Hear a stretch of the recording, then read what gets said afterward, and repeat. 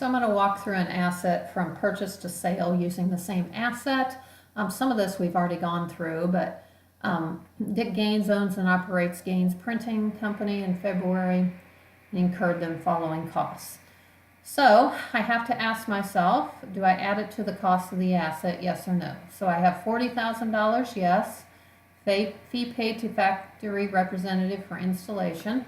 It's a cost to get the asset ready for its intended use, so at yes, so I have now $40,000 plus $4,000. Freight of $500 is a cost to get the asset ready for its intended use, so yes. Insurance while in transit, again, is a cost that I expect to incur to get the asset ready for its intended use.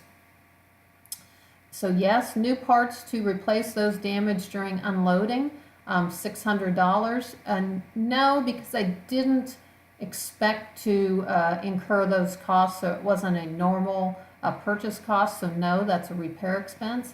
Sales tax on purchase price, so I simply take, I believe in your problem I had 5% or so, or I can't remember, but anyway, whatever times 40,000, and a special foundation of 1,000. Okay, so I determined that the sales tax was 5%. So I have 40,000 plus 4,000 plus 500 plus 300. I do not include this because I didn't expect it.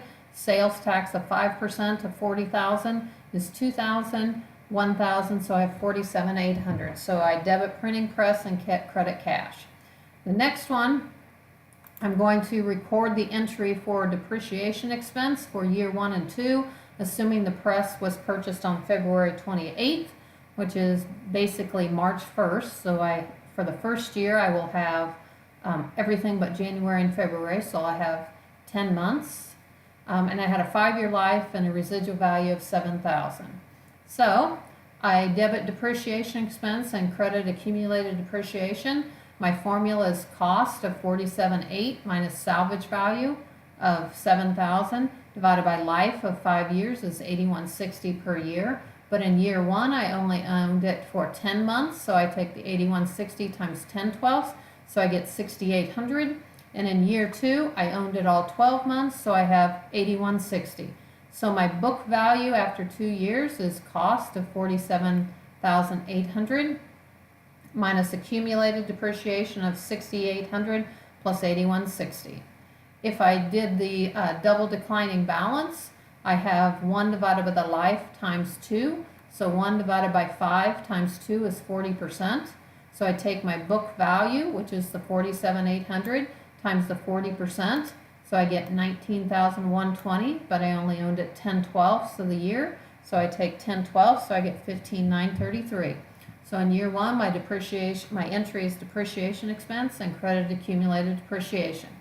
Year 2, it's my book value, which is the cost minus accumulated. So 47,800 minus 15,933 is 31,867 times 40% is 12,747.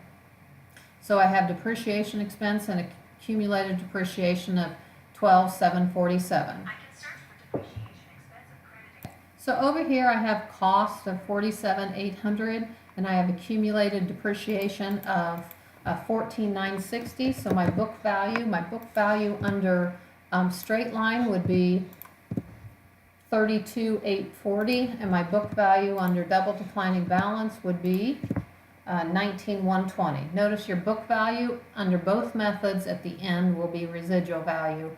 So if I depreciated all 5 years, I would have, that what my residual value was, $7,000 is my book value at the end. Okay, so now I'm going to assume the printing press was sold for $30,000 on June 1 of year 3. So first I have to compute the depreciation to date. Okay, so notice, I'm going to pause this a second. So notice under straight line, my depreciation is 8160 for a full year. So I'm just going to put, I'll put it up here, 8160. But I need to multiply it by the number of months I owned it. So if I sold it on June 1st, I have January, February, March, April, and May, so 5/12. So I have 3,400. So my journal entry here is going to be depreciation expense 3,400 and accumulated depreciation of 3,400.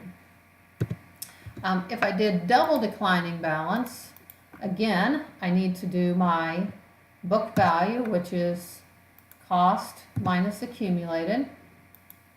Okay, I put parentheses around that. And then I'm going to multiply it by the rate, which is 40%. And then I'm going to multiply it by the 5/12. Okay, so I have 5842. I don't really need the cents, but I have them there. So notice my book value is 29,440 and 13,277. So I sold it for 30,000. So if I had double declining balance, my journal entry would be debit depreciation expense for 5842 and credit accumulated depreciation for 5842. All right. So my journal entry to get the asset off my book certainly depends on whether I use straight line or double declining balance.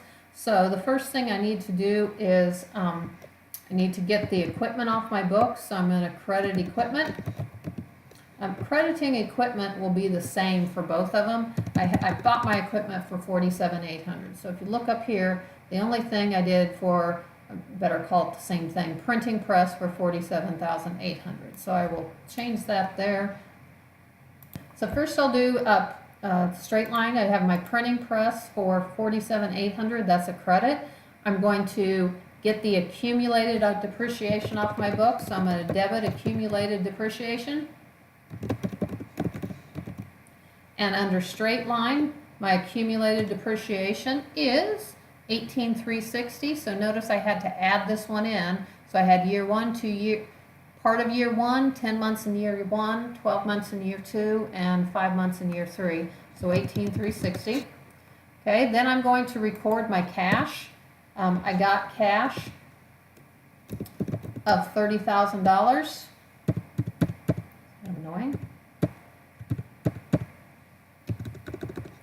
Okay, so now I have to figure out, do my debits equal my credits? So I have 30,000 and 18,360 on one side.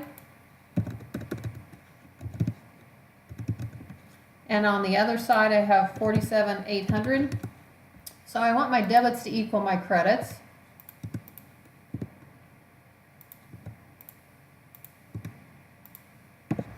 And I have 48 on this side, so I need to make sure that the two accounts equal. So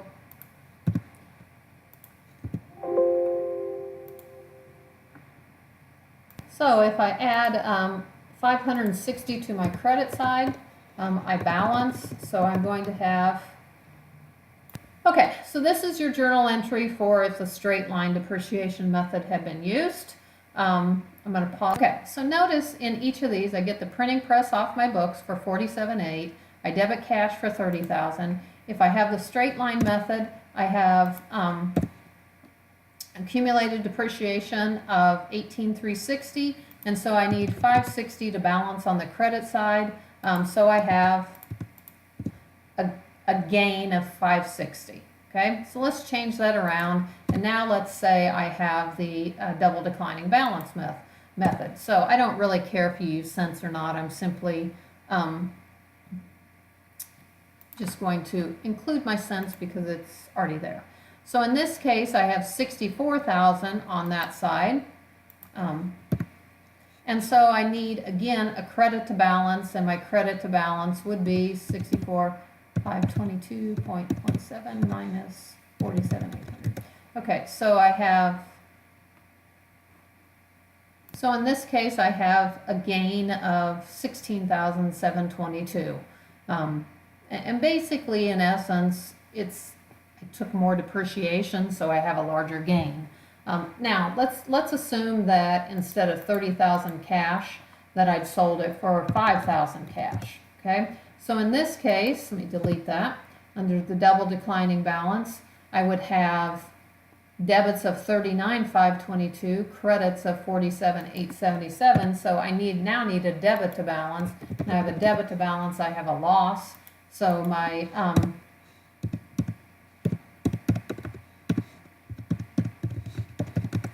loss is 82,773.